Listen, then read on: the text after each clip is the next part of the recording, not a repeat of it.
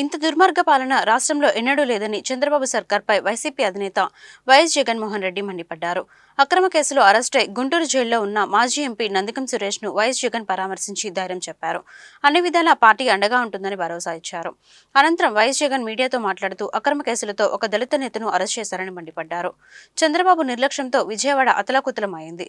బాబు తప్పిదాలను divert చేసేందుకే అక్రమ కేసులు 4 ఏళ్ల క్రితం నాటి కేసును తెరపైకి తెచ్చారు. సిట్టింగ్ సీఎంను టీడీపీ నేత దారుణంగా దూషించాడు. సీఎంగా నన్ను దూషించిన బాబులా కక్ష సాధింపుకు దిగలేదు. 41A కింద నోటీసులు ఇచ్చి కోర్టులో ప్రవేశపెట్టామని వైఎస్ జగన్మోహన్ రెడ్డి గుర్తు చేశారు.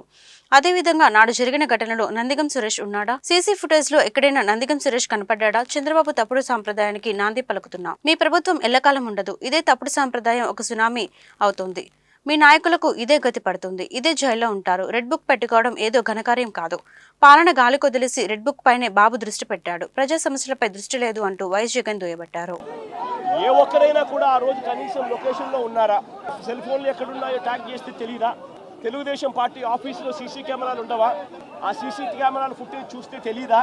మరి అలాంటప్పుడు వీళ్ళెవరూ లేనప్పుడు 4 ఏళ్ల తర్వాత మీరు ఇష్టం వచ్చినట్టుగా ఇప్పుడు మళ్ళీ దాన్ని తవ్వి దాంట్లో ఫాల్స్ విట్నెస్లని జోడు చేసి దాంట్లో ఉన్న వాళ్ళందరినీ భయపడిచి ప్రలోభాలు పెట్టి వాళ్ళతో లేనిపోని పేర్లన్నీ రాయిచ్చేసి నీ ఇష్టం వచ్చినట్టుగా నువ్వు అరెస్టులు చేయడం మొదలు పెడతా ఉన్నావు.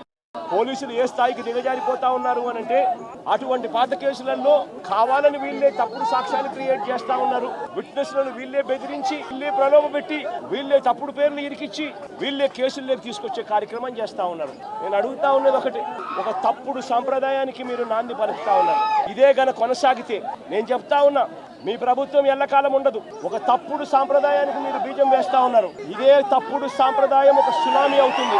రేపొద్దున మీ నాయకులందరికీ కూడా ఇదే గతి పడుతుంది. ఇదే జైల్లోనే మీరంతా కూడా ఉంటారు. ఇది కూడా గమనించుకోండి అని చెప్తా ఉన్నా.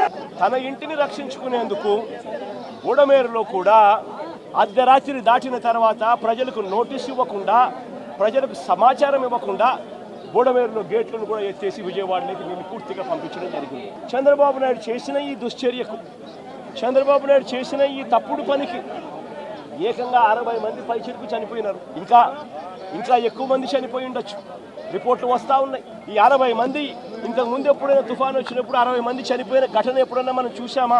60 మంది ఏకంగా పైన మనుషులు చనిపోతే చంద్రబాబు నాయుడు చేసిన తప్పిదం కాదా? చంద్రబాబు నాయుడు గారి మీద నెగ్లిజెన్స్ కేసు అనేది ఎందుకు నమోదు చేయకూడదు అని అడుగుతా ఉన్నా. ఈ బోట్లకన్నిటికీ కూడా ఎవరి హయాంలో పర్మిషన్ వచ్చింది అని అడుగుతా ఉన్నా. ఈ బోట్లన్నీ కూడా ఎవరి ప్రభుత్వం వచ్చిన తర్వాత 3-4 నెలల కిందట ప్రభుత్వం చంద్రబాబు నాయుడు గారిది వస్తే ఆ విజయోత్సవాలు చేసిన ర్యాలీలో ఈ బోట్లు వీళ్ళు లేరా అని అడుగుతా ఉన్నా. ఈ బోట్లలో ఉన్న వ్యక్తులు ఈ బోట్లు గత 4 నెలలుగా చంద్రబాబు నాయుడు గారితో కలిసి ఇసుక దోపిడీలో చంద్రబాబు నాయుడు గారితో కలిసి ఈ బోట్ల ఓనర్లు వీళ్ళందరూ కూడా భాగస్వాములు అయినారు. భాగస్వాములు కావడమే కాకుండా చంద్రబాబు నాయుడు గారు గెలిచినప్పుడు ఈ బోట్లతో విజయోత్సవాలు చేసుకున్నారు. ఇదే బోట్ల